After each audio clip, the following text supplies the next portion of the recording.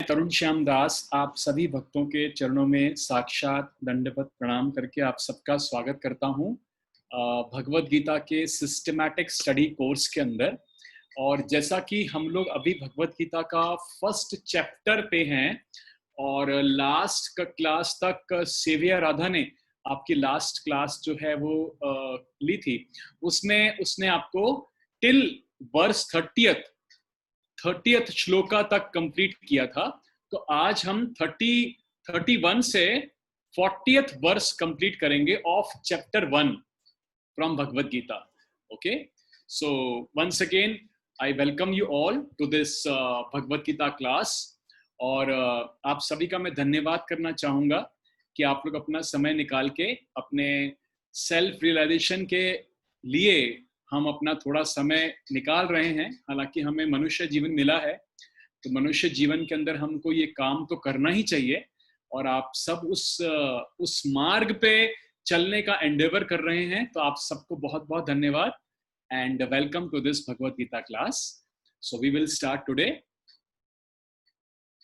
ओम अज्ञानतिमिरान्धनस्य ज्ञानाञ्जनशलाकया चक्षुरुन्मीलितं येन तस्मै श्री गुरुवे नमः।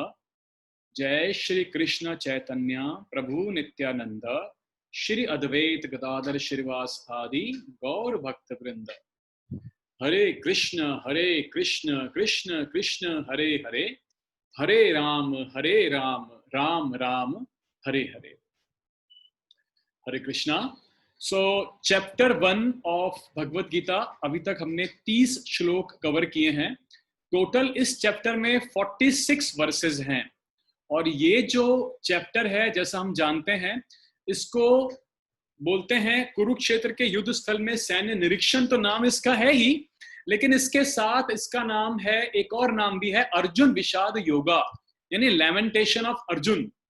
और जैसा मैंने आपको पहले एक बार बताया था कि भगवत गीता की चैप्टर 1 जो है ये पूर्व क्रिया है। कोई जब इवेंट होने वाला होता है, उसके पहले का जो सेटअप होता है, इवेंट होने के पहले का जो प्रिपरेशन होता है, जो सेट करते हैं, उसे हम पूर्व क्रिया कहते हैं। और अगर पूर्व क्रिया ठीक से होती है तो पूरा इवेंट आगे ठीक से होता है। तो chapter 1 is very very important, क्योंकि इसमें अर्जुन जो है भगवान कृष्ण को 4 तर्क प्रस्तुत करते हैं अपने युद्ध ना करने के, युद्ध ना करने के। टोटल अर्जुन 5 तर्क बताते हैं भगवान को, 5 रीजंस बोलते हैं भगवान कृष्ण को कि वो युद्ध क्यों नहीं करना चाहते। तो अध्याय नंबर पहले के अंदर, पहले अध्याय में हमको 4 रीजंस मिलेंगे। ओके, और ये 31 वर्ष से लेकर के 45th वर्ष तक, ओके, 31 to 45 तक अर्जुन के हमारे को 4 रीजंस मिलेंगे कि अर्जुन भगवान को क्या कहते हैं कि वो युद्ध क्यों नहीं कर सकते। और जो 5वां रीजन है वो सेकंड चैप्टर के एंड में आता है, सेकंड चैप्टर के स्टार्टिंग के अंदर आता है। जो 5th रीजन होता है वो दूसरे अध्याय के शुरुआत के अंदर ही आता है। तो आज हम अपना 31वां श्लोक प्रारंभ करने जा रहे हैं।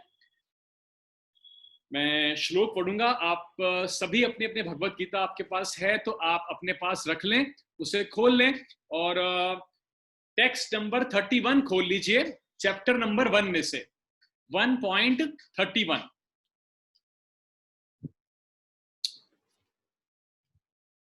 ओके, सो आई होप आप सबने अपना टेक्स्ट नंबर 1.31 खोल लिया है। तो मैं ये श्लोक पढ़ूंगा, और श्लोक जब भी हम भगवत गीता का या किसी भी शास्त्र का, जब भी हम कोई भी वर्ष पढ़ते हैं तो हमको 3 बार बोलना होता है, ओम नमो भगवते वासुदेवाय, ओम नमो भगवते वासुदेवाय, ओम नमो भगवते वासुदेवाय। यानी हम भगवान से प्रार्थना करते हैं कि हमको बुद्धि दें कि मैं जो भी कहने जा रहा हूं या सुनने जा रहा हूं या पढ़ने जा रहा हूं, वो मैं ठीक से पढ़ सकूं, कह सकूं, और मेरे को आप बुद्धि दें ताकि मैं उसको समझ पाऊं और ठीक से समझा पाऊं। इस तरह हम भगवान से प्रार्थना करते हैं 3 बार, ओम नमो भगवते वासुदेवाय। आप भी जब भी कभी घर में भगवत गीता पढ़ें तो संस्कृत के श्लोक को वर्बली बोल के पढ़ें, मतलब मन में नहीं, और उसके पहले 3 बार आप ओम नमो भगवते वासुदेवाय बोलें, उसके बाद आप 3-4 श्लोक पढ़ें, फिर कोई बात नहीं। हर श्लोक के पहले बोलना जरूरी नहीं है, केवल आप जब स्टार्ट कर रहे हैं तब हमको ये बोलना जरूरी है। ओके, सो भगवत गीता यथारूप अध्याय नंबर 1 और श्लोक संख्या 31। न च श्रेयो अनुपश्यामि हत्वा स्वजनमाहवे न कांक्षे विजयम कृष्ण न च राज्यम सुखानि च। न च श्रेयो अनुपश्यामि हत्वा स्वजन माहवे न कांक्षे विजयम कृष्ण न च राज्यम सुखानि च। तो हम इसके नीचे जो वर्ड टू वर्ड मीनिंग है वो पढ़ते हैं। न का मतलब हुआ न तो, च भी, श्रेय, श्रेय का मतलब हुआ कल्याण, अनुपश्यामी यानी पहले से देख रहा हूं, हत्वा, हत्वा का मतलब मारकर, स्वजनम अपने संबंधियों को, आहवे युद्ध में, न तो, कांक्षे आकांक्षा करता हूं, विजयम विजय, कृष्ण हे कृष्ण, न तो, च भी राज्यम राज्य, सुखानी उसका सुख, च भी। अनुवाद और तात्पर्य श्रील प्रभुपाद द्वारा। श्रील प्रभुपाद की जय। सो हे कृष्ण, इस युद्ध में अपने ही स्वजनों का वध करने से न तो मुझे कोई अच्छाई दिखती है और न मैं उससे किसी प्रकार की विजय, राज्य या सुख की इच्छा रखता हूं। सो यहां पर अर्जुन जो हैं पहला रीजन अपना दे रहे हैं, 31 श्लोक के अंदर अपना पहला रीजन दे रहे हैं, out of compassion, Karuna, compassion के भाव से, क्योंकि अर्जुन स्वयं एक धर्म परायण व्यक्ति हैं, भगवान कृष्ण के भक्त हैं, डिवोटी हैं। तो डिवोटी जो है उसका भाव कंपैशन का स्वाभाविक रूप से होता है। तो अर्जुन का पहला रीजन है out of compassion, in the mode of goodness, in the mode of goodness के अंदर वो ये कहना चाह रहे हैं कि मैं कुछ भी प्राप्त कर लूं। अगर आप ध्यान से इसको देखें तो वो कहते हैं कि मुझे अपने स्वजनों का वध करने से न तो कोई अच्छाई दिखती है, न मैं किसी प्रकार की विजय चाहता हूं, न राज्य, न ही मैं सुख की इच्छा रखता हूं। अब सबसे महत्वपूर्ण बात इस श्लोक में क्या है, आप देखिए पहली लाइन में अर्जुन ने स्वजन शब्द का प्रयोग किया दूसरी बार।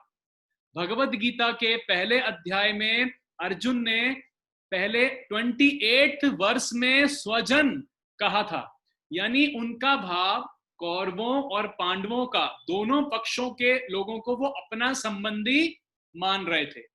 दुर्योधन का भाव नहीं था ईर्ष्यालु, या दुर्योधन का जो भाव है नफरत का, क्रोध का, वो भाव नहीं। जबकि कौरवों ने कितने कष्ट पांडवों को दिए, फिर भी अर्जुन के अंदर ऐसी डिवाइन क्वालिटीज हैं, दैवीय गुण हैं, क्योंकि वो धर्म परायण हैं, भगवान के भक्त हैं। तो अपने स्वजन कह रहे हैं दोनों तरफ के पक्षों को। 28वें श्लोक के अंदर भी उन्होंने ये शब्द का प्रयोग किया है। अगर आप गौर करें 28 वर्ष के अंदर भी दुष्टवेवम स्वजनम, मेरे स्वजन, मेरे संबंधी। हाँ, अभी यहां पर भी उन्होंने दूसरी बार बोला ये स्वजन, स्वजन, तो मतलब दोनों पक्ष के लोग मेरे ही संबंधी हैं, कोई पराया नहीं है, या ये अलग नहीं है कौरवास कि पांडवास हम लोग अपने हैं, ये लोग जो हैं, ऐसा भेदभाव की स्थिति नहीं है। जबकि धृतराष्ट्र का पहले श्लोक में क्या भाव था, भगवत गीता का जब पहला श्लोक स्टार्ट किया था हमने, उसमें क्या भाव था, मेरे और पांडु के पुत्र, अलग अलग भेदभाव का भाव था, भेदभाव, है ना। यहां पे अर्जुन का स्वजन, इन the mode of goodness, Arjun out of compassion, और कंपैशन धर्म का प्रिंसिपल है। इफ यू रिमेंबर हमारे श्रीमद् भागवतम में, शास्त्र में धर्म चार प्रिंसिपल्स पे है। ये मैं एक बार फिर से आपको रिपीट कर रहा हूं। पहला है कंपैशन, दूसरा होता है ऑस्टेरिटी यानी तपस्या, तीसरा होता है प्योरिटी यानी शुद्धता, और चौथा है ट्रुथफुलनेस यानी सत्यता। तो धर्म, कंपैशन का रेगुलेशन क्या है? कंपैशन प्रैक्टिस करनी है तो हम कैसे कर सकते हैं? नो मीट ईटिंग, नंबर 1, ये तो ग्रॉस फॉर्म में हुआ। सटल में क्या हुआ कि हम दूसरों की निंदा ना करें, दूसरों के प्रति भी मदरली भाव रखें। मदरली भाव मतलब जैसे माँ अपने बच्चों को कभी क्रिटिसाइज नहीं करती, उनको प्यार करती है, समझाती है, सिखाती है, डांटती भी है, लेकिन उनको क्रिटिसाइज नहीं करती, निंदा नहीं करती। माँ, माता, माता का भाव मदरली। तो मदरली भाव to all living entities outside, motherly nature, this is in subtle form. ये मदरली भाव अर्जुन डिस्प्ले कर रहे हैं। स्वजन, मुझे इनको मार के कोई अच्छाई नहीं दिखती, मुझे ना राज्य चाहिए, ना कोई सुख चाहिए, ना कोई विजय चाहिए। मतलब आप देखो, कभी कभी ऐसा लगता है एक लाइटर साइड में कि अर्जुन जो है क्या कितनी अच्छी बात कर रहे हैं, कितने हम्बल हैं, ये भगवान कृष्ण ने ही इनको बिगाड़ दिया। मैं लाइटर साइड में कह रहा हूं, लेकिन मतलब अर्जुन जो ये कहना चाह रहे हैं कि मुझे ना कोई राज्य का सुख चाहिए, ना कोई विजय चाहिए, और किसी प्रकार का मुझे कोई आनंद नहीं चाहिए। और तो लेकिन अर्जुन जो है, यहां पर एक बहुत अच्छा शब्द प्रयोग हुआ है पहले ही श्लोक, इस श्लोक के पहली लाइन में, न च श्रेयोः, श्रेय। अब देखो, न च श्रेयः, श्रेय का मतलब हुआ कल्याण। तो वास्तविकता में अर्जुन जो है इस वक्त, भगवान कृष्ण ने उनको इग्नोरेंस में डाला है, और इस वक्त वो आई और माइन के अंदर फंस गए हैं। यानी अहम, अहम यानी आई, आई मतलब आई मी, अहम, और मम, मम मतलब मेरा, ये मेरा है, ये घर मेरा है, या ये वस्तु मेरी है, या जो भी, अहम और मम के अंदर हैं वो। And this is the sign of ignorance. उनका उनका भाव अर्जुन का गुडनेस के अंदर है, बट कवर्ड बाय इग्नोरेंस। आप मेरी बात समझे? Arjun is talking in the mode of goodness, but it is covered by ignorance. What ignorance? I, me, this is one, aham. Then mama, mama मतलब mine, मेरा, मेरी जमीन, मेरा घर, या मैं, मेरा, मेरा, मैं और मेरा, इग्नोरेंस के अंदर। तो यहां पर वो इस इग्नोरेंस के अंदर जहां पर भगवान ने स्वयं उनको डाला है, हालांकि वो तो बुरा केश है, अज्ञानता से बहुत ऊपर हैं, और ये इग्नोरेंस तभी आती है जब व्यक्ति केवल अपने कल्याण के अंदर सोचता है। तो यहां पर हमको प्रभुपाद ने बहुत अच्छा, अगर आप शुरू में देखें इसके तात्पर्य को, तात्पर्य मतलब पर्पट, अगर आप देखें तो आप गौर कीजिए अपने भगवत गीता में, वहां प्रभुपाद लिखते हैं, यह जाने बिना कि मनुष्य का स्वार्थ विष्णु या कृष्ण में है, सारे बद्ध जीव, बद्ध मतलब conditioned soul in this body, शारीरिक संबंधों के प्रति यह सोचकर आकर्षित होते हैं कि वे ऐसी परिस्थितियों में प्रसन्न रहेंगे। ऐसी देहात्म बुद्धि के कारण वे भौतिक सुखों के कारणों को भूल जाते हैं। अर्जुन तो क्षत्रिय का नैतिक धर्म भी भूल गया था। तो अर्जुन, क्षत्रिय का जो मेन ड्यूटी है वो है कि अधर्म के विरुद्ध युद्ध करना, अनुचित युद्ध के लिए कोई ललकारे तो युद्ध करना, समाज में लोगों को सुरक्षा प्रदान करना, और लीडरशिप से सोसाइटी को गवर्न करना। ये क्षत्रियस का धर्म है। तो अर्जुन यहां अपने धर्म को भी भूल रहे हैं, और आई और मी के अंदर इग्नोरेंस से कवर हो गई उनकी goodness, it is covered by ignorance. यहां जो शब्द प्रयोग हुआ है श्रेय, पहली लाइन में कल्याण, तो वैदिक टर्मिनोलॉजी के अंदर दो शब्द होते हैं, श्रेयस और प्रेयस। प्रेयस का मतलब होता है जो चीज हमें इंस्टेंट ग्रेटिफिकेशन देती है, इमीडिएट प्लेजर, और श्रेयस का मतलब होता है ultimate good in long term, long term में अल्टीमेट गुड। अभी मैं आपको एक एग्जांपल देता हूं, जैसे एक बच्चा खेल रहा है, छोटा बच्चा खेल रहा है, तो वो जब खेल रहा है तो उसको प्रेयस में है वो, क्योंकि उसको खेल में आनंद आ रहा है, वो सारा दिन खेल सकता है, शायद पूरी रात दिन खेल ले, खेलने में व्यस्त हो सकता है। लेकिन अगर उसके पिता ये सोचेंगे कि नहीं, पूरा समय इसको खेल में नहीं बिताना चाहिए, इसको अभी अपना खेल बंद करके पढ़ना चाहिए, स्कूल जाना चाहिए इत्यादि, ताकि उसका अल्टीमेट गुड हो आगे चल के, कल्याण, अल्टीमेट गुड, राइट। प्रेयर्स मतलब जो इमीडिएट उसको प्लेजर दे रही है चीज, और अल्टीमेट गुड मतलब श्रेयस, दैट इज श्रेयस। You are getting my point? श्रेयस इज अल्टीमेट गुड, प्रेयर्स मींस इंस्टेंट ग्रेटिफिकेशन। अब जैसे कई बार हम लोग ज्यादा स्वाद में खा लेते हैं, प्रसाद बहुत खा लेते हैं स्वाद में, तो प्रेयस हो गया, और उसका लॉन्ग टर्म जो रिजल्ट है वो भूल जाते हैं कि इससे हमारी खुद की तबीयत खराब हो सकती है या प्रॉब्लम कोई हो सकती है। तो श्रेयस का मतलब होता है अल्टीमेट गुड, और प्रेयस का मतलब क्या होता है? इंस्टेंट जो चीज पैलेटेबल है। तो हमारे अर्जुन के लिए अल्टीमेट गुड क्या है? न सिर्फ अर्जुन के लिए, हम सब के लिए, कि हम भगवान कृष्ण के सेंसेस को सेटिस्फाई करें। अगर हम भगवान कृष्ण के सेंसेस को सेटिस्फाई करेंगे, ऑटोमेटिकली हमारा अल्टीमेट गुड उसके अंदर है। तो अर्जुन यहां पर ये भूल रहे हैं कि उनका अल्टीमेट गुड कृष्ण को प्लीज करना या विष्णु को प्लीज करना है, ultimate good of Arjun. Okay, so बहुत सुंदर श्लोक है ये, जहां पर अभी हमने देखा। अब हम इसको आगे बढ़ते हैं, श्लोक नंबर 32, 1.32। नाउ 32 टू 35 आप देख रहे हैं, 4 श्लोक एक साथ हैं। इसके अंदर अर्जुन ने अपना दूसरा रीजन दिया है। पहला रीजन दिया कंपैशन का, आउट ऑफ कंपैशन उन्होंने दिया श्लोक नंबर 31 के अंदर, जो हमने समझा। दूसरा रीजन वो देने जा रहे हैं 32 टू 35। किम नो राज्येन गोविंद किम भोगे जीवितेन वा येषामर्थे कांक्षितम नो राज्यम भोगा सुखानि च। कितना सुंदर भगवान का नाम लिया उन्होंने, गोविंद। तो यानी हे गोविंद, हमें राज्य, सुख अथवा इस जीवन से क्या लाभ, क्योंकि जिन सारे लोगों के लिए हम उन्हें चाहते हैं वे ही इस युद्ध भूमि में खड़े हैं। हा? तो यहां पर अर्जुन दूसरा कारण बता रहे हैं कि मैं अगर इस राज्य को हम लोग जीत भी लेंगे, अगर हमने इस राज्य को जीत भी लिया, तो भी जीत के फायदा क्या होगा?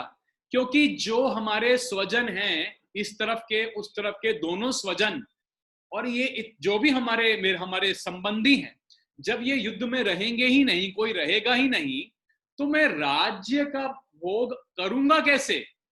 किसको दिखाऊंगा? किसके साथ मैं राज्य को भोगूंगा? कैसे भोगूंगा? This is complete materialistic tendency, भौतिक टेंडेंसी। जो भौतिक टेंडेंसी है, एक typical case of material life, मतलब भौतिक लाइफ के अंदर, कि हम लोग हमारी प्रवृत्ति, हम लोग चाहते हैं कि हम दूसरों के साथ एंजॉय करें। तो अर्जुन यहां मोड ऑफ पैशन के अंदर एग्जांपल, मोड ऑफ पैशन में कह रहे हैं कि मैं इस राज्य को कैसे एंजॉय करूंगा जब मेरे साथ कोई राज्य भोगने वाले या किसी के साथ कोई है ही नहीं, तो मैं किसको ये दिखाऊंगा? तो हम चाहते हैं, हमारी ये एक मटीरियल टेंडेंसी है कि हम दूसरों के साथ, उनके साथ एंजॉय करना चाहते हैं, उनको हम शो ऑफ करना चाहते हैं। ये एक जो टेंडेंसी है शो ऑफ करने की, ये एक्चुअली वास्तविकता में मटीरियल, भौतिक टेंडेंसी है। क्योंकि हम जब भी कोई नई चीज पहनते हैं तो हम बाहर जाते हैं, हम चाहते हैं हमें कोई देखे और हमें कॉम्प्लीमेंट भी करे, एक्नॉलेज करे, बड़ा अच्छा आपने पहना है, बड़ा अच्छा लिया, कहां से लिया, क्या है, जो भी चीज है। दिस इज भौतिक tendency in the mode of passion. तो अर्जुन यहाँ पे दूसरा रीजन ये बोल रहे हैं कि जब कोई होगा ही नहीं, तो मैं एंजॉय करके कैसे करूंगा? मैं एंजॉय भी कैसे करूंगा? How will I enjoy? और इस श्लोक के अंदर भगवान को उन्होंने गोविंद के नाम से एड्रेस किया। भगवान कृष्ण का जब भी कोई नाम किसी भी वर्ष में आता है, उसका एक सिग्निफिकेंस है। अब यहां पे आप देखो, गोविंद का मतलब है, गो का मतलब है सेंसेस, नंबर 1, गो का मतलब है गाय, और गो का मतलब है गोपीज। ओके, तो गोपीज, सेंसेस और गाय को आनंद देने वाले गोविंद। हाँ, क्योंकि भगवान कृष्ण जो हैं हमारे सेंसेस के स्वामी हैं। हमारे सेंसेस को वो आनंद कैसे देंगे? जब हम भगवान की इंद्रियों को तुष्ट करेंगे। और मतलब हम भगवान के सेंसेस को अगर ग्रेटिफाई करेंगे, उनको सेटिस्फाई करेंगे, तो ऑटोमेटिकली हमारी इंद्रियां यानी हम तुष्ट हो जाएंगे। और दूसरा इसका मीनिंग ये भी है, गो मतलब गाय। अब गायों को के बारे में अगर आपको मैं बताऊं तो आप देखिए कि भगवान कृष्ण ने स्वयं स्वयं गाय की खुद ने सेवा करी है। अखिल ब्रह्मांड नायक, millions and trillions of universes, planets नहीं, universes, there are millions of universes, billions of universes, we can't even imagine that। उतने यूनिवर्सेस के जो अखिल ब्रह्मांड नायक और पूरे आध्यात्मिक जगत के जो सृष्टि करता है भगवान कृष्ण स्वयं, उन्होंने खुद ने गाय की सेवा करी है। बछड़ों को चराते थे, उसके बाद थोड़े बड़े हुए तो उसके बाद गायों की सेवा करते थे। यहां तक कि गोपियां जो हैं गाय के मूत्र और गाय के गोबर से उनको अभिषेक करती थी पवित्र करने के लिए।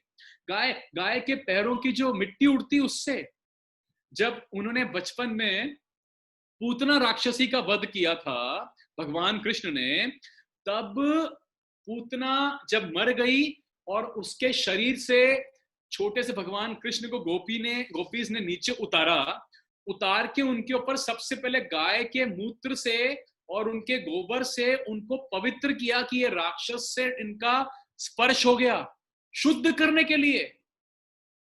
गाय अपने आप में एक एक है जानवर, लेकिन वो जानवर की श्रेणी में ही नहीं है, और वो 7 माताओं में से एक है।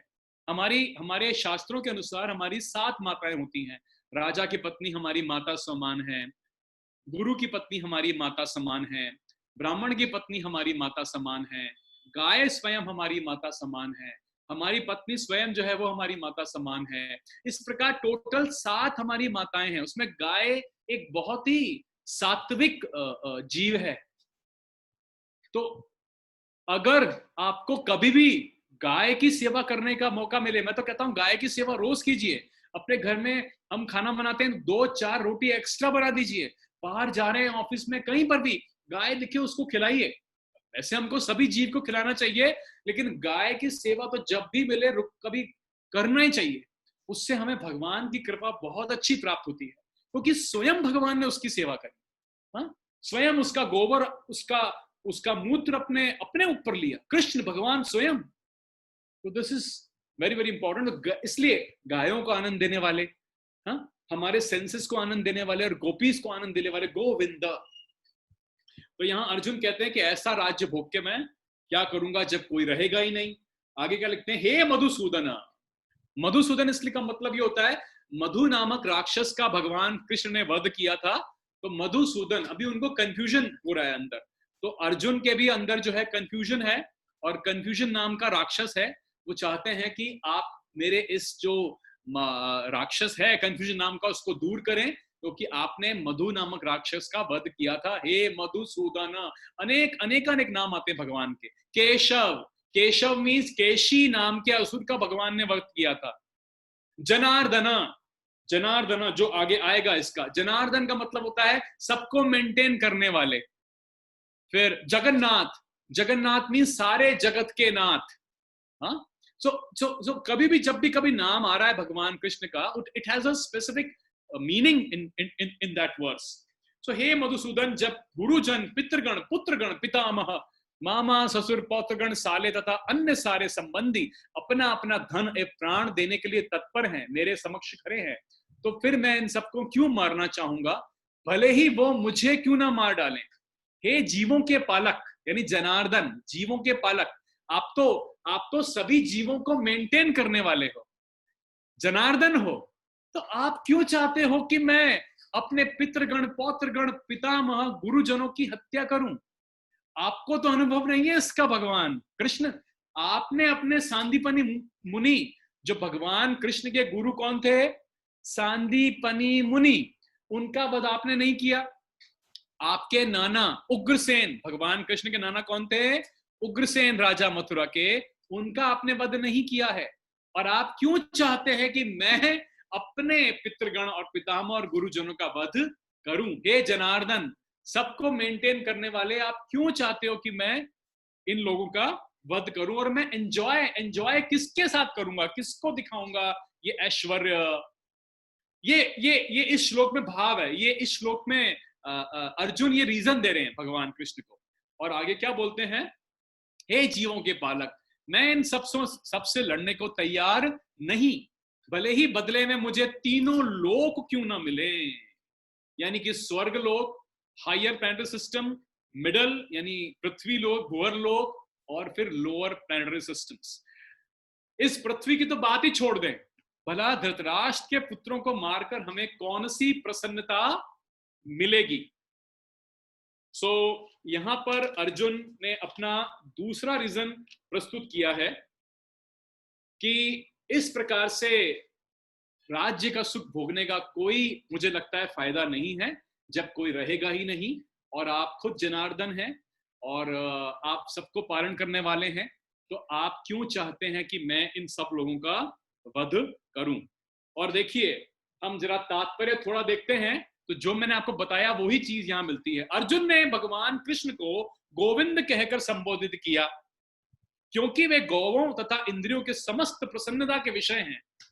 इस विशिष्ट शब्द का प्रयोग करके अर्जुन संकेत करता है कि कृष्ण यह समझें कि अर्जुन की इंद्रियां कैसे तृप्त होंगी। हा? किंतु गोविंद हमारी इंद्रियों को तुष्ट करने के लिए नहीं है। भगवान कृष्ण के हम दास हैं और वो हमारे सेंसेस को तुष्ट करने के लिए नहीं है। हमारे सेंसेस तभी तुष्ट होंगे जब हम हार्मोनाइज करेंगे भगवान की इच्छा के साथ, अपनी इच्छा को, अपनी डिजायर्स को भगवान की इच्छा के साथ जब हम हार्मोनाइज करेंगे, तब हमारी इंद्रियां तुष्ट होंगी।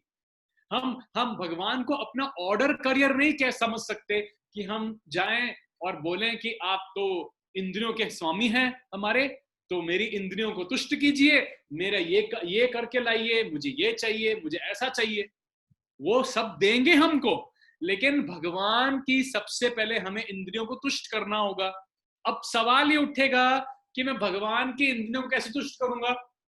हाँ, तो पहला तो है ही, हम जानते हैं कि हमको भगवत गीता का पढ़ना पड़ेगा और भगवान की इंस्ट्रक्शंस को फॉलो करना पड़ेगा।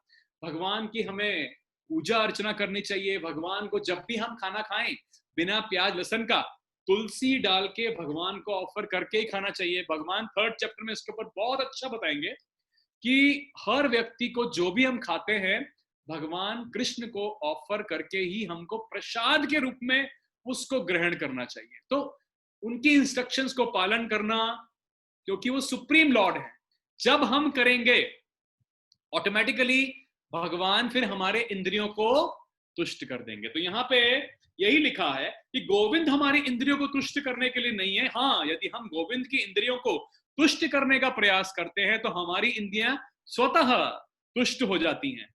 भौतिक दृष्टि से प्रत्येक व्यक्ति अपनी इंद्रियां तुष्ट करना चाहता है। हम चाहते हैं ना, अपने अपनी इंद्रियों को हम तुष्ट करना चाहते ही हैं, और चाहता है कि ईश्वर उनके आज्ञा पालक की तरह काम करे। तो वो तो पॉसिबल नहीं है। किंतु ईश्वर उनकी तृप्ति वहीं तक करते हैं जितने की वे पात्र होते हैं, उस हद तक नहीं जितना वे चाहते हैं। तो अगर हम सेपरेटली भगवान कृष्ण से एंजॉय करना चाहेंगे अपनी लाइफ को, या सेपरेटली भगवान कृष्ण से अपने सेंसेस को ग्रेटिफाई करने की कोशिश करेंगे, कभी कोई सक्सेसफुल होता ही नहीं। उसके पास कितना भी धन हो या उसके पास धन ना हो, नहीं होता वो। हाँ, अगर हम भगवान के सेवा करनी शुरू करेंगे, कृष्णा कॉन्शियसनेस प्रैक्टिस करना शुरू करेंगे, उनका नाम लेना शुरू करेंगे, या उनकी पूजा करना, मतलब ये नहीं कि हम हमेशा ये करें, लेकिन कृष्ण को अपने जीवन में लाएंगे, सेंटर में रखेंगे। हाँ, फिर अपनी लाइफ जैसे जी रहे हैं वैसे जिएंगे, आपको खुद को महसूस होगा कि हमारी इंद्रियां तुष्ट कैसे होती हैं। ग्रेजुअली वो हमको समझ में आने लगता है, हमको चीजें वैसे मूव करते हुए दिखने लगती हैं स्पष्टता से। तो यहां पर इस श्लोक के अंदर अर्जुन का दूसरा रीजन आया, second reason, in the mode of passion, कि हाउ विल आई एंजॉय, अगर मैं कैसे एंजॉय करूंगा जब कोई रहेगा ही नहीं। राइट? सो अब हम चलते हैं, we move to text number 36. Okay, now text number 36, 37 and 38 के अंदर, इन तीन टेक्स्ट के अंदर अर्जुन ने तीसरा अपना रीजन दिया है भगवान को. ओके, और वो रीजन है सिंफुल रिएक्शंस. सिंस अकर होंगे अगर हम इस प्रकार युद्ध करेंगे. तो लेट अस अंडरस्टैंड दिस. तो श्लोक संख्या 36. पापमेवाश्रयदे स्मानहतवे तान आत्तायिनः तस्मान्नाहर्यं वयं हन्तुं धृष्ट राष्ट्रं सबान धवान स्वजनम ही कथम हत्वा सुखिनः श्याम माधव. माधव, अभी यहां वर्ड क्या यूज हुआ भगवान कृष्ण का? माधव, यानी लक्ष्मी जी के पति. और भगवान कृष्ण जहां पर होंगे, नारायण जहां पर होंगे, वहां लक्ष्मी जी होंगी ही. तो लक्ष्मी जी के पति. ओके, तो यहां पर यह लिखा है अनुवाद के अंदर, इन द ट्रांसलेशन, यदि हम ऐसे आतताइयों का वध करते हैं, आतताई मतलब एग्रेसर्स, तो हम पर पाप चढ़ेगा. अतः यह उचित नहीं होगा कि धृतराष्ट्र के पुत्रों तथा उनके मित्रों का वध करें. हे लक्ष्मीपति कृष्ण, हमें इससे क्या लाभ होगा, और अपने ही कुटुंबियों को मारकर हम किस प्रकार सुखी हो सकते हैं. तो यहां पर आप तात्पर्य अगर देखें तो यहां पे 6 प्रकार के हमारे शास्त्रों के अनुसार आतताइयों का वर्णन है. आतताई मतलब एग्रेसर्स. और ये 6 प्रकार के जो आतताई होते हैं, शास्त्रों में ऐसा बहुत ही क्लियर कट वर्णन है कि राज्य या जो भी सरकार है या जो भी राजा है, उनको ऐसे आतताइयों को मृत्यु दंड दे ही सकते हैं बिना किसी सोच विचार के, बहुत आराम से. जो ऐसे आतताई हैं, जो 6 प्रकार के ये गलत कार्य जो करते हैं, 6 this kind of aggressors. Now let us understand. परपट के अंदर लिखा वैदिक आदेशानुसार. अब हर चीज वैदिक प्रिंसिपल्स पे है. कोई भी चीज खुद की क्रिएटेड नहीं है. यहां ह्यूमन बीइंग ने खुद ने, देखिए जो भी परपट आपके सामने मैं पढ़ रहा हूं, ये शास्त्रों के रेफरेंसेस से है. किसी का खुद का क्रिएटेड नहीं है, खुद की बुद्धि का क्रिएशन, ओपिनियन, मत, I think so, according to me. No, it's absolutely according to the scriptures. और वो भी पुराणास या उपनिषद, भगवत गीता, श्रीमद् भागवतम, जो हमारे वैदिक वेद हैं, जो मैंने आपको एक बार क्लास में बताया था कि यजुर्वेद, सामवेद, ऋग्वेद, अथर्ववेद को महर्षि वेदव्यास. ना महर्षि वेदव्यास भगवान कृष्ण के ही इनकारनेशन है. वो हमारे तरह लिविंग एंटिटी नहीं है. बद्ध जीव. बद्ध मतलब ये पंच महाभूत के शरीर में बद्ध कंडीशनड जीव नहीं है Maharshi Vedvyas. Maharshi Vedvyas is a literary incarnation of Krishna. That is Krishna himself. क्योंकि वेदों का संकलन कोई व्यक्ति नहीं कर सकता, कोई मनुष्य नहीं कर सकता. तो वेदों को उन्होंने कंपाइल किया था एट द ऑनसेट ऑफ कलयुग.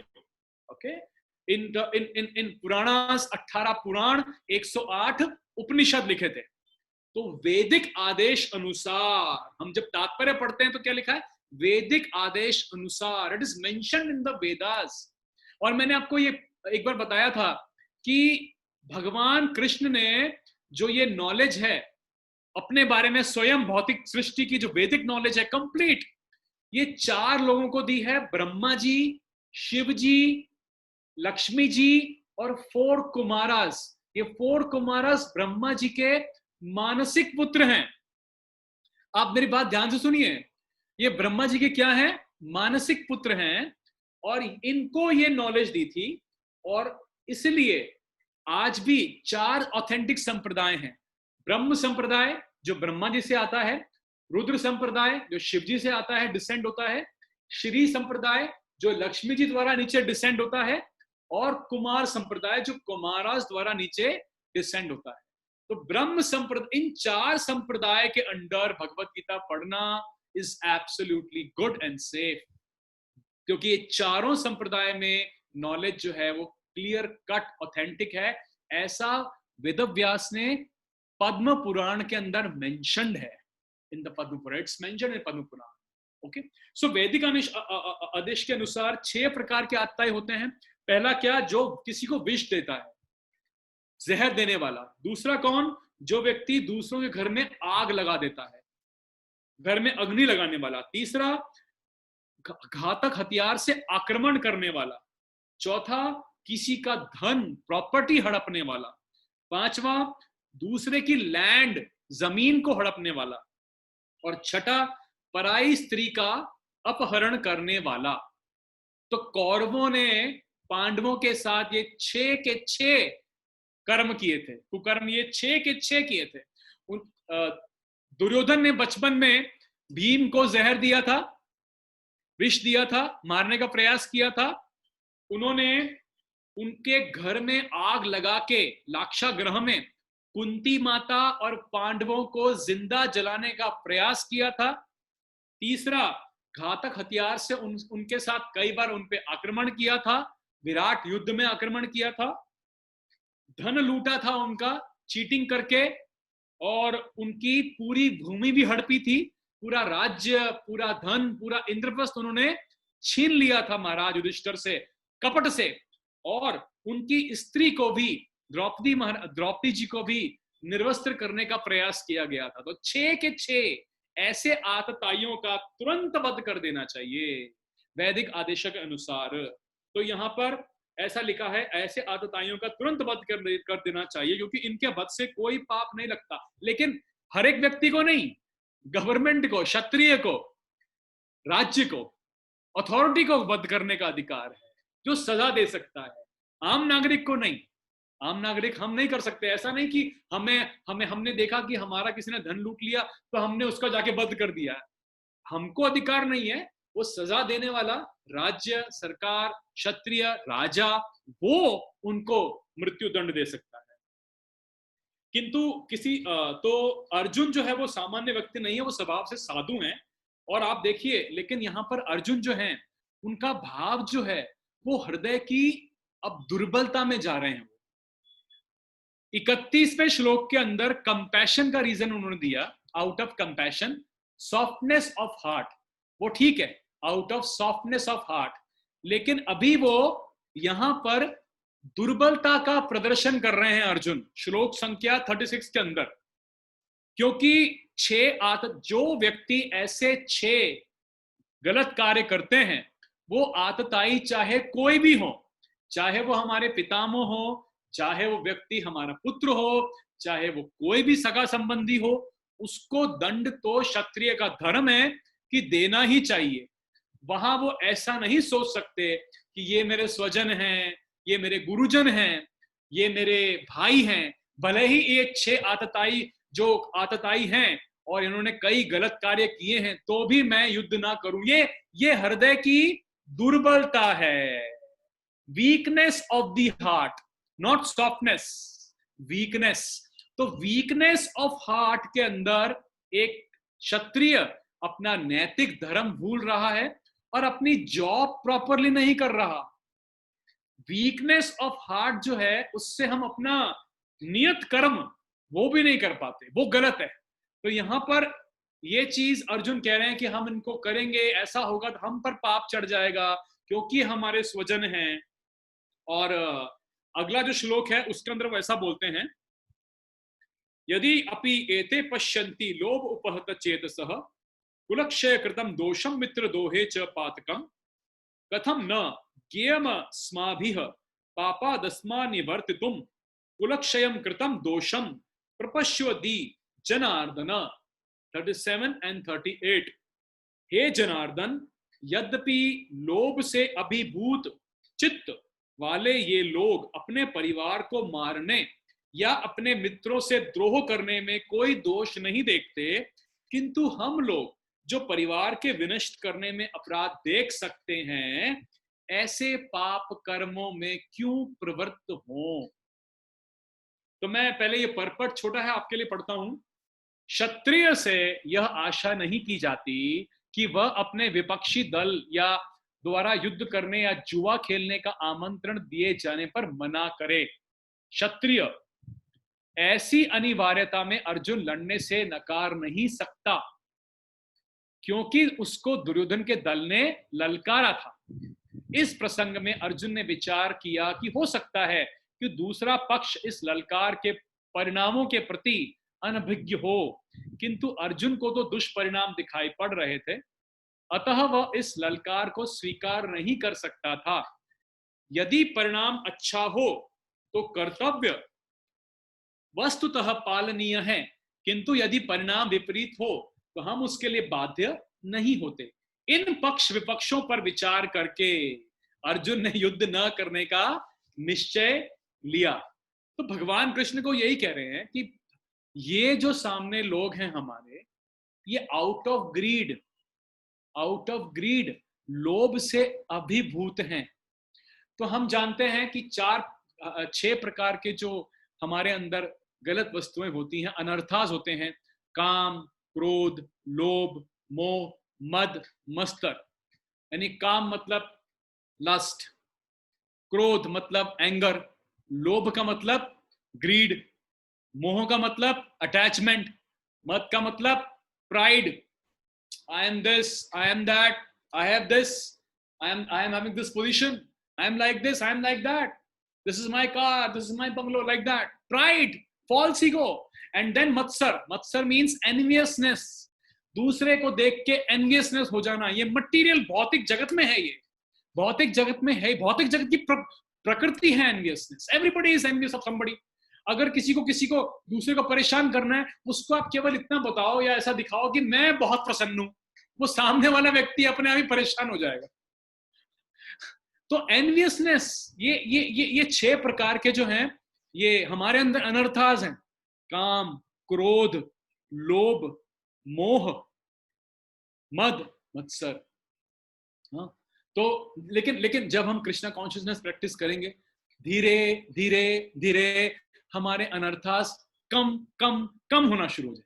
ऐसा नहीं होगा एकदम से क्रोध चला गया, एकदम से काम चला गया, एकदम से लोभ चला गया, ऐसा नहीं हो सकता।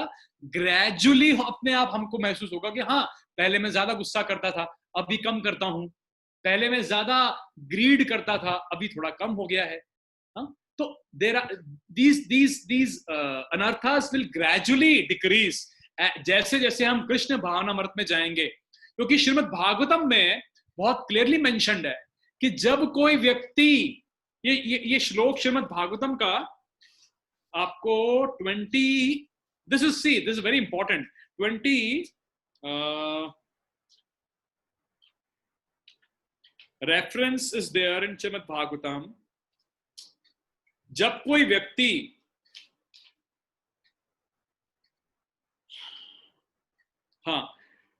जब कोई व्यक्ति कृष्ण भावनामृत प्रैक्टिस करना शुरू करता है, मैं ये श्लोक ढूंढ के निकालूंगा, श्रीमद् भागवतम उसके अंदर मेंशन है, जब कोई व्यक्ति कृष्ण भावनामृत प्रैक्टिस करना शुरू करता है तो स्वाभाविक रूप से उस व्यक्ति के अंदर दैवीय गुण यानी डिवाइन क्वालिटीज आनी शुरू हो जाती हैं। It happens gradually, it happens like this. So यहां पर जैसे इस श्लोक के अंदर भी अर्जुन ये कह रहे हैं कि ये लोग लोभ से अभिभूत हैं, ग्रीड से। इनको नहीं पता कि इस युद्ध का परिणाम क्या होगा, इनको नहीं समझ में आ रहा कि इतने लोग मरेंगे, उनकी स्त्रियां विधवाएं हो जाएंगी, उनके बच्चे सब अनाथ हो जाएंगे, या कितना इसके अंदर डिपेंड होने वाला है, ये सामने वालों को समझ में नहीं आ रहा। लेकिन हे कृष्ण, हम तो धर्मपरायण हैं, मैं तो कम से कम, हम धर्मपरायण हैं, हम तो इसको समझ सकते हैं ना कि हमको इसके रिएक्शंस आएंगे, हमको ये करने से सिंफुल रिएक्शंस हमारे क्रिएट हो जाएंगे। तो 36, 37, 38 के अंदर उन्होंने जो रीजनिंग दी वो क्या दिया, सिंफुल रिएक्शंस क्रिएट होंगे। ओके, और इसके पहले हमने क्या देखा था, 32, 33, 34, 35 के अंदर जो रीजनिंग आती है, रीजन आता है, वो आता है कि मैं किस प्रकार से एंजॉय करूंगा जब मेरे साथ कोई शो ऑफ करने के लिए, किसी को दिखाने के लिए कोई होगा ही नहीं। और 31 जो श्लोका है उसमें कंपैशन, आउट ऑफ कंपैशन वो बोलते हैं कि करुणामय, इन द मोड ऑफ गुडनेस, कि युद्ध मुझे नहीं करना चाहिए, ये राज्य, इस युद्ध को मैं करके क्या करूंगा। तो अब हम आगे बढ़ते हैं 39 और 40th वर्ष के लिए। ये बहुत इंपॉर्टेंट वर्सेस हैं। यहां पर बहुत अच्छा रीजन अर्जुन देंगे। चौथा रीजन जो देने जा रहे हैं, आप ध्यान से सुनिएगा। 39 and 40 is very very important text. Now let me read 39 श्लोक। देखो, कुलक्षय प्रणश्यन्ति, कुलक्षये प्रणश्यन्ति कुल धर्मा सनातनः, धर्मे नष्टे कुलम कृष्टम अधर्म अभिभवति उतः। कुलक्षये वर्ड का मीनिंग क्या लिखा है? कुल का नाश होने पर, प्रणश्यन्ति विनष्ट हो जाती है। क्या विनष्ट हो जाती है? कुल धर्मा, फैमिली ट्रेडिशंस, पारिवारिक परंपराएं। कुल का मतलब क्या होता है? फैमिली, कुल की परंपराएं, ट्रेडिशंस। सनातनः यानी कि एटर्नल। तो ट्रेडिशंस ये कोई मैनमेड नहीं है, दे आर एटर्नल, शाश्वत लिखा है यहां पे।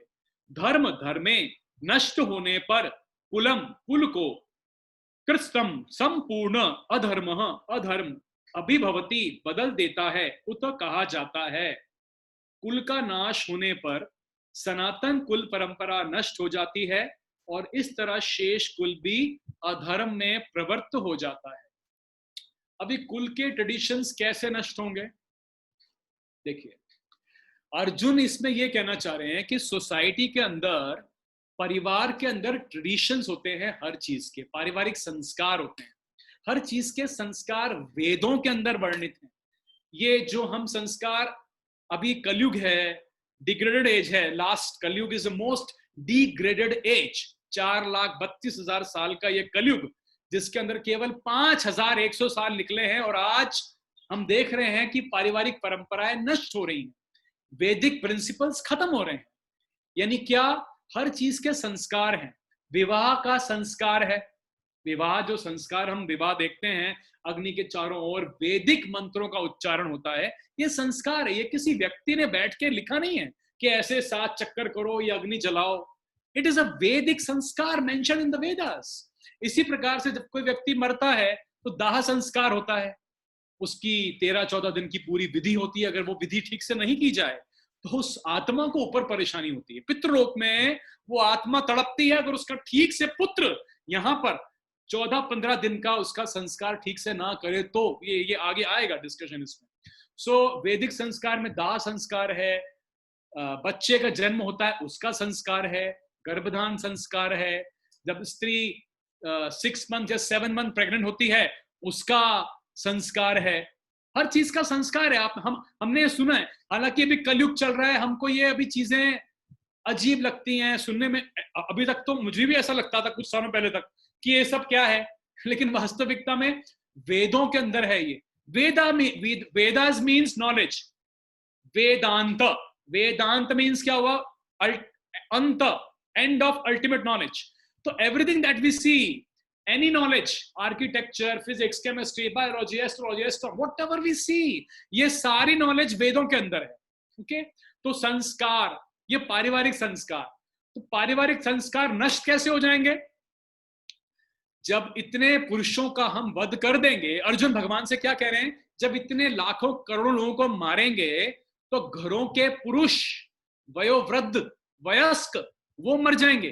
घरों के पति मर जाएंगे, पिता मर जाएंगे, पुत्र मर जाएंगे, यानी फैमिलीज के एडल्ट मेल्स मर जाएंगे।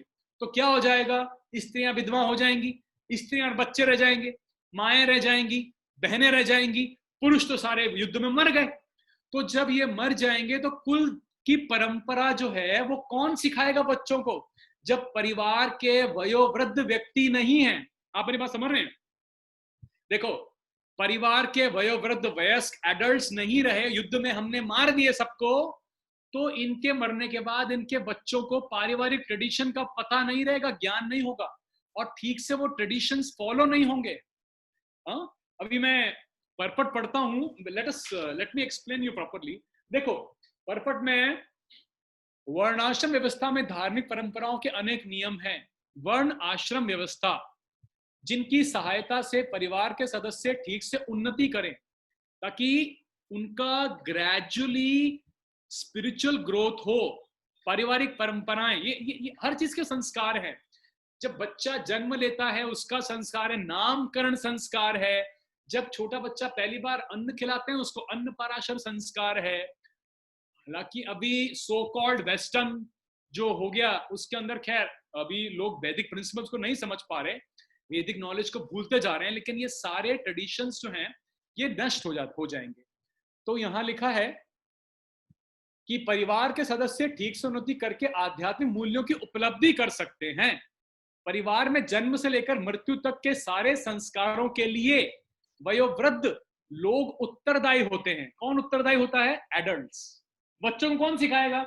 एडल्ट सिखाएगा ना। पारिवारिक ट्रेडिशंस क्या है? किंतु इन वयोवृद्धों की मृत्यु के पश्चात संस्कार संबंध पारिवारिक परंपराएं रुक जाती हैं और परिवार के जो तरुण सदस्य बचते हैं, यंगस्टर्स, वे अधर्ममय व्यसनों में प्रवृत्त हो जाते हैं और मुक्ति लाभ से वंचित रह सकते हैं। अतः किसी भी कारणवश परिवार के वयोवृद्ध व्यक्तियों का वध नहीं होना चाहिए, क्योंकि ये जो युद्ध होगा ये भीषण होगा। इसमें करोड़ों वयोवृद्ध व्यक्ति परिवार के मर जाएंगे, तो परिवार के धार्मिक संस्कार उनके तरुण बच्चों को कौन सिखाएगा? और वो पालन उनका नहीं होगा।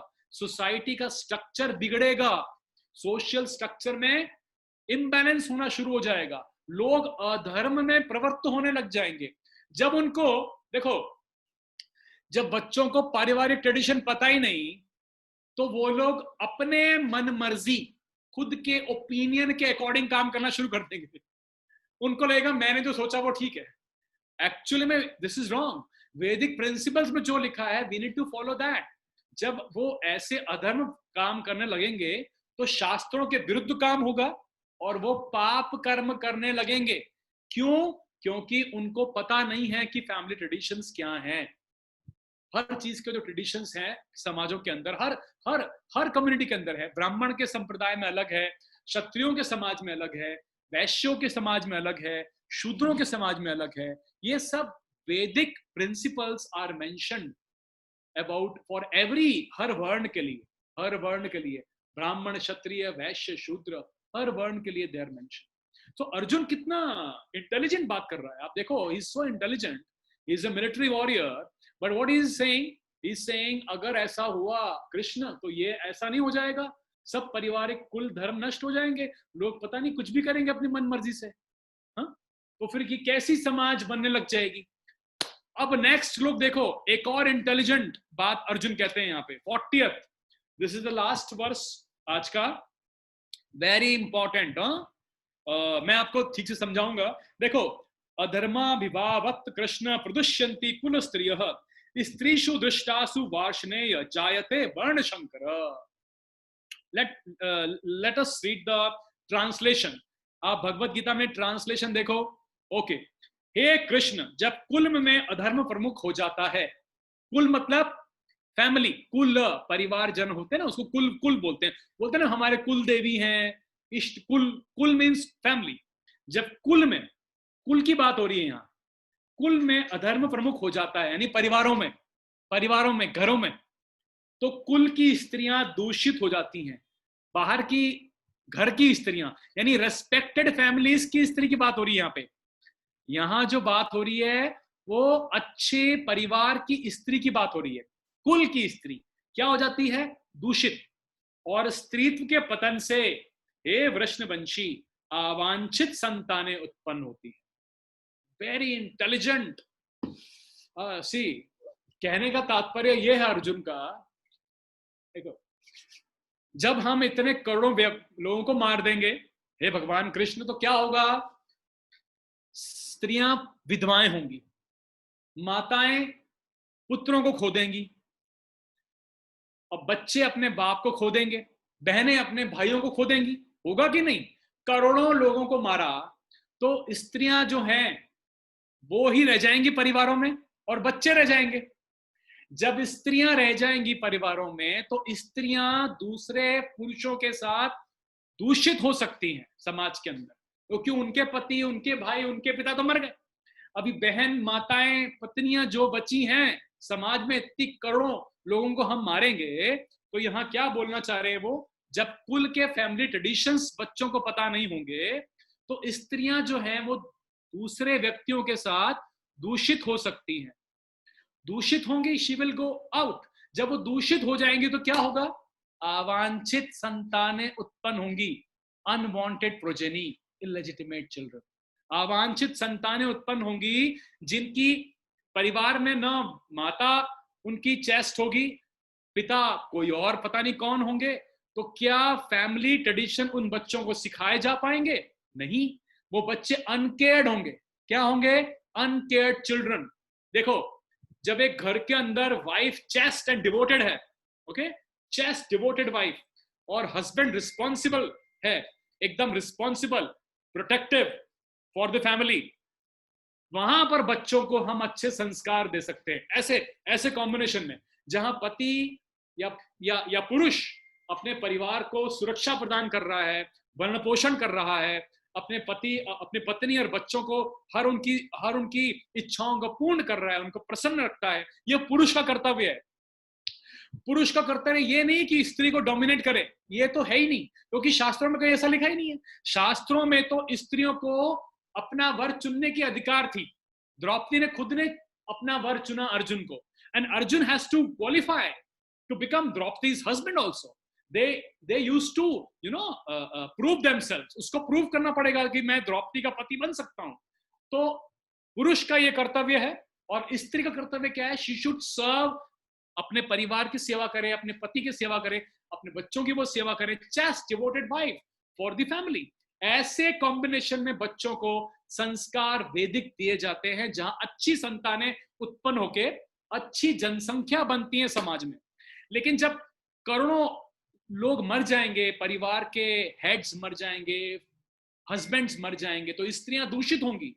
जब स्त्रियां दूषित होंगी, क्योंकि स्त्रियां अपनी प्राकृतिक स्वभाव के अनुसार बहुत इनोसेंट होती हैं, दे आर लाइक चिल्ड्रन। और शास्त्रों में लिखा है स्त्रियों को गोल्ड या बच्चों की तरह संभाल के रखना चाहिए, जैसे हम गोल्ड को रखते हैं ना संभाल के, प्रोटेक्शन में, डोमिनेशन में नहीं। No no no no no, protection के अंदर we need to give protection to them, and like children उनको संभाल के रखना चाहिए, क्योंकि बाहर का समाज जो है वो बहुत खराब समाज होता है। तो यहां पर स्त्रियां दूषित होंगी, अवांछित संतानें उत्पन्न होंगी, उनको अनकेयर्ड चिल्ड्रन होंगे, तो उनको पारिवारिक ट्रेडिशंस भी बताए जाएंगे, और वो बच्चे, अवांछित संतानें गलत कर्मों में प्रवृत्त होंगी और गलत जनसंख्या बनेगी। आप मेरी बात समझ रहे हैं?